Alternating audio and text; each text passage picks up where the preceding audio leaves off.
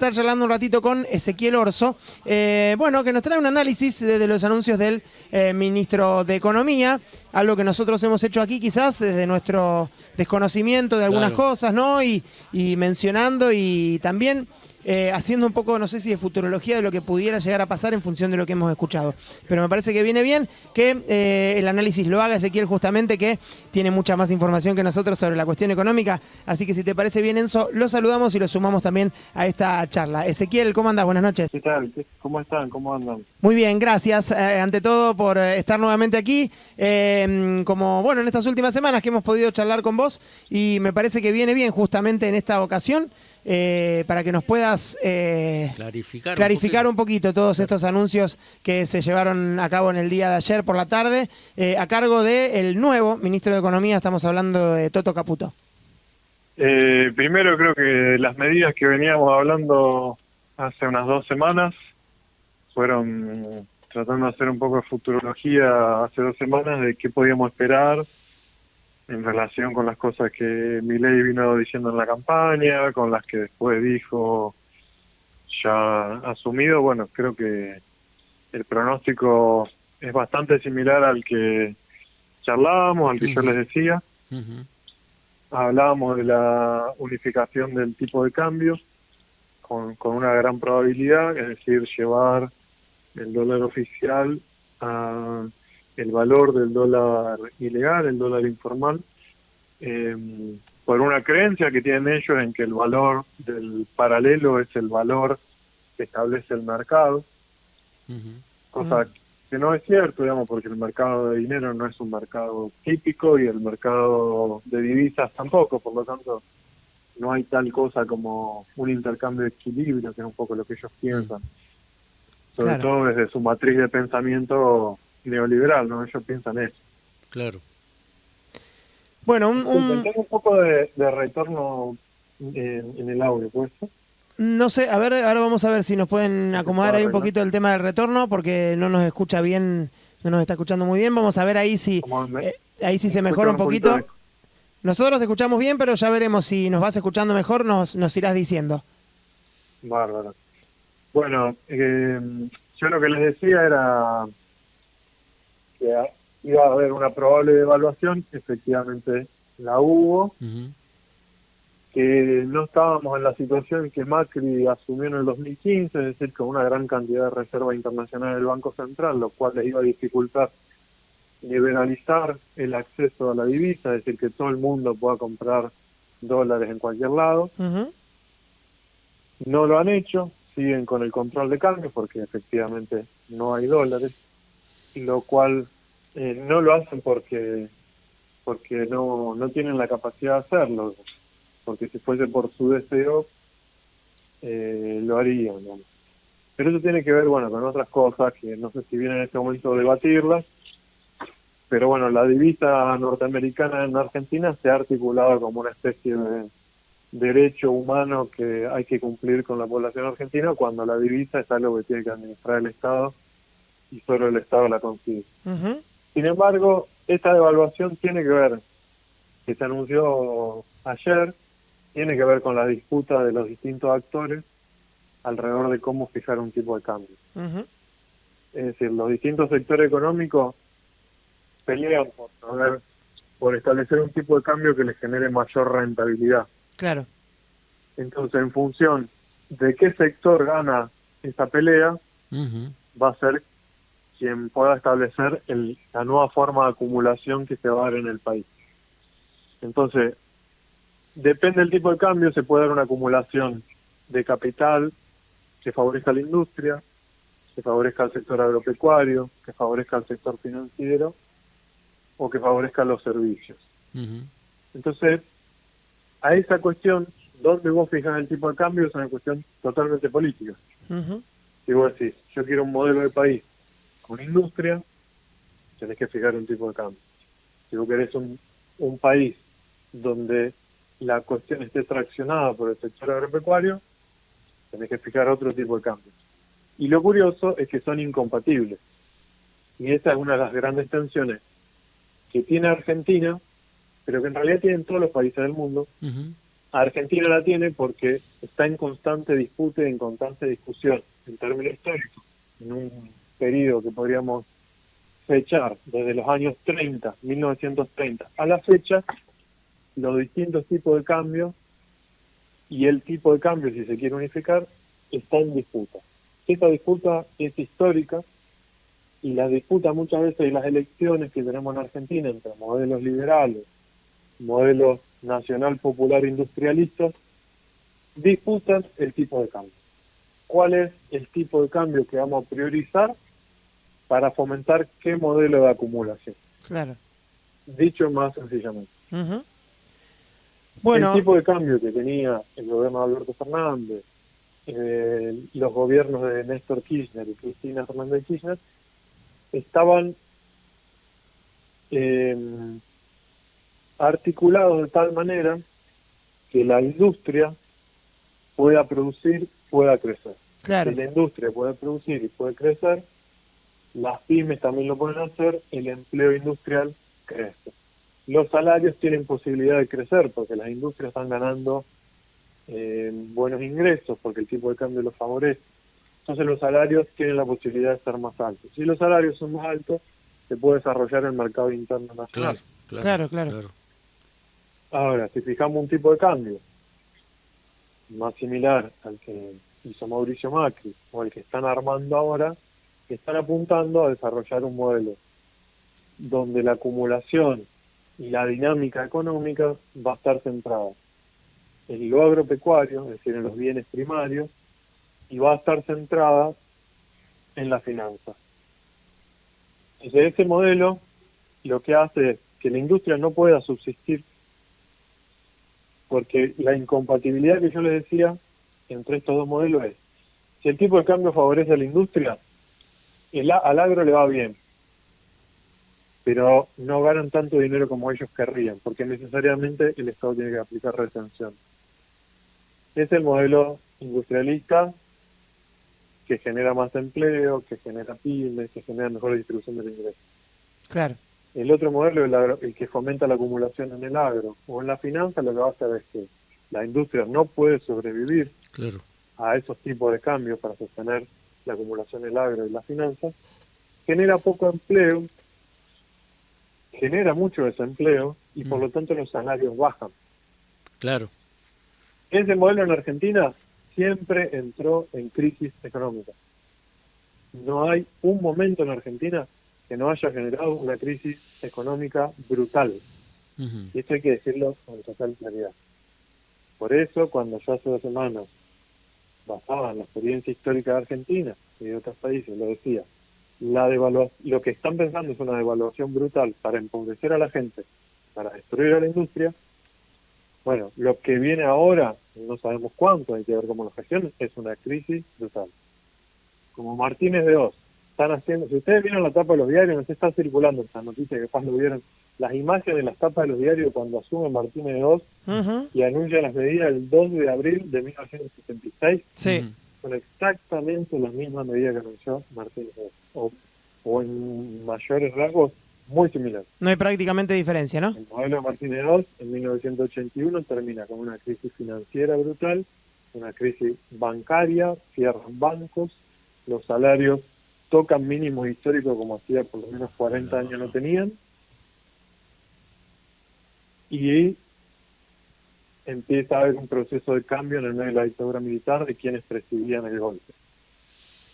Menem y de la Rúa, ese modelo de acumulación basado en las finanzas, el dólar 1 a 1, genera la crisis del 2001.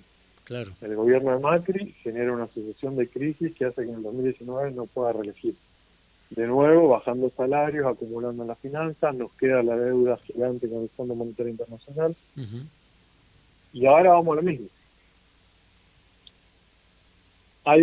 En este sentido, yo creo que este gobierno se parece un poco más a la situación que asume Menem en los 90, o quizá la situación que asume de la Rúa. Me parece que se parece más, es una mezcla, digamos. Claro, un poco y un Porque poco. de la Rúa asume con gran pobreza, gran desocupación, y la hace crecer, y aumenta la crisis. Y en el caso de Menem, también lo que recibe es una gran inflación. Hay una combinación de situaciones. En cambio, Martínez II recibe una economía con muy buena distribución del ingreso, una pobreza muy baja, un desempleo del 4%, entonces le lleva más años hacer entrar en crisis la economía argentina. En todos los casos, el modelo liberal termina en una crisis tremenda. Siempre fue así. Yo sigo viniendo a dar malos pronósticos como la última vez, pero supongo que ustedes ya se habrán dado cuenta que del día de ayer al día de hoy, en 24 horas, los ingresos de la mayoría de la población van en la mitad. Sí, Claro, sí. se han venido abajo. Sí, sí, sí. Eso no puede terminar en otro lado que en la crisis económica. Bueno, tremendo. Esto que nos contás es un análisis que está bueno que nos puedas traer. Nosotros aquí con Enzo hemos compartido nuestras apreciaciones respecto a todas estas medidas que se anunciaron en la tarde-noche de ayer. Anuncios que además fueron muy desprolijos, se esperaban a las 17 horas, se fue retrasando. Se comenta que lo grabaron en un primer momento y al jefe no le gustó el mensaje que se había grabado, con lo cual se pidió que se grabe nuevamente. 10 medidas que ellos dicen toman, pero que ninguna realmente viene a calmar un poco la situación para el trabajador, la trabajadora, sino que todo lo contrario, vienen a complicar muchísimo todo lo que viene por delante, así que habrá que ver, ¿no? No sé, desde tu expectativa, teniendo en cuenta toda esta situación, esta devaluación, este 118%, que bueno, del día de ayer a hoy, los aumentos de los combustibles y lo que se viene, ¿qué perspectiva tenés como para cerrar un poquito? ¿Qué análisis podés hacer de nada estos próximos días? ¿Creés que la gente puede tener una reacción y salir rápidamente a las calles a reclamar? ¿Que más bien se va a quedar a la espera de ver cómo se va a desarrollar esto? ¿Qué es lo que considerás? Y bueno, te respondo por partes. Primero, la parte económica. Se anunciaron varias medidas, ¿no? Yo estoy haciendo foco en el tipo de cambio, en este análisis que le decía, porque me parece que es la clave de qué va a pasar con la economía, es lo que han hecho, cómo han fijado el tipo de cambio, la devaluación que han hecho. El vocero presidencial hoy volvió a hablar, ratificó la devaluación, dice que está en riesgo que haya una hiperinflación y que probablemente la haya. Eso es muy llamativo, ¿no? Que están diciendo que la va a haber, digamos. Claro. Cuando hablábamos la vez pasada, yo le decía lo mismo, digamos, que en agosto más había devaluado 20% y eso había ido 20% a precio. Ahora tenemos una devaluación de 105%. O sea, la espera es que se traslade la inflación alrededor del 100%. Uh-huh. No otra cosa, ni más ni menos. Claro. Entonces, la dinámica de evaluar y que después eso te pase a precio es una dinámica de acelerar la inflación. Claro. Ellos mismos están pensando en que se den una hiperinflación. La desean, no sé. Solo pueden pensar en usar las herramientas económicas como las quieren usar y solo saben usarlas así y no le importa lo que pase en medio, qué sé yo. Quizás, digamos, no. La verdad que esa especulación de por qué están haciendo esto, no lo sé. Sí que se corresponde con los marcos teóricos de Milei, de cómo piensa la economía Milei, es decir, un modelo muy liberal. Caputo lo mismo, bueno, las personas que estuvieron durante el macrismo piensan igual que Milei, así que el modelo es este, el modelo es el liberal. Por otro lado, pensaron en medidas compensatorias, como aumentar la AUH y aumentar el 50% la tarjeta alimentar. Todo eso va a las personas más pobres, no a todas, no todas acceden, y estamos hablando de que tampoco contiene tanto, ¿no? Porque si la devaluación es del 104% y esto se traslada a precio en 100%, pero va a aumentar las partidas de alimentos en 50%, está diciendo que la estás bajando, de todos modos, ¿no? La estás bajando solo 50. Claro. No la bajás 100, la bajás 50, pero la bajás. Entonces, si la gente ya está mal, digamos, si la cosa no venía tan bien, esto empeora absolutamente todo.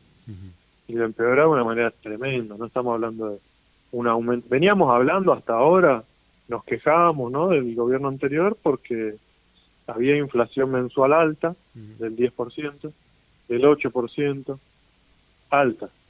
Pero, ¿a dónde vamos? Claro. Creo que esto era un poco la pregunta que yo también dejaba la vez pasada. Una devaluación del 100% nos va a dejar en diciembre una inflación de cuánto. Ezequiel, una consulta te hago. Sí.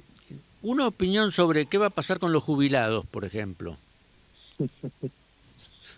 Bueno, ahí tenemos dos medidas similares, ¿no? Jubilados y la coparticipación federal. Dos asuntos siempre sensibles en este país. Claro. Uno, porque los jubilados tienen jubilaciones muy bajas. Y la segunda, porque la distribución de los recursos siempre se disputa entre el centralismo porteño y el resto del país, ¿no? Digo porteño, no digo provincia de Buenos Aires, porque provincia de Buenos Aires produce más de lo que recibe en coparticipación. Sí. Pero la ciudad de Buenos Aires recibe un montón y no produce todo eso. Entonces, acá lo que ha pasado, en los dos casos pasó lo mismo. En un caso, eliminaron una serie de transferencias a las provincias, que ahora van a ser totalmente discrecionales, y en el caso de los jubilados, eliminaron los aumentos automáticos. Pero ya por inflación. ¿Ya lo eliminaron? No. Yo escuché que lo estaban eliminando o lo estaban por eliminar, eso anunciaron. Estamos al horno, entonces. Y los aumentos venían siendo trimestrales automáticos, Sí. pasan a no estar más y depender exclusivamente de lo que establezca el Poder Ejecutivo. Del ánimo que tiene. Totalmente discrecional. Por decreto, ¿va? Puede aumentar más que la inflación, puede aumentar menos que la inflación, puede aumentar igual que la inflación, pero está sujeto a la voluntad de quien firma el decreto que otorgan los aumentos, a las provincias y a los jubilados. Bueno, Esto, bueno, por un lado es totalmente antiinstitucional, ¿no? Porque todo depende de una voluntad. No depende de reglas acordadas democráticamente en el Congreso, por los distintos legisladores de las distintas provincias, de los distintos bloques. Por un lado cae la institucionalidad. Por el otro lado hay una recentralización en la figura del presidente. Claro. Y por otro lado, no sabemos nunca en qué sentido lo va a hacer, porque depende de la voluntad. Sí.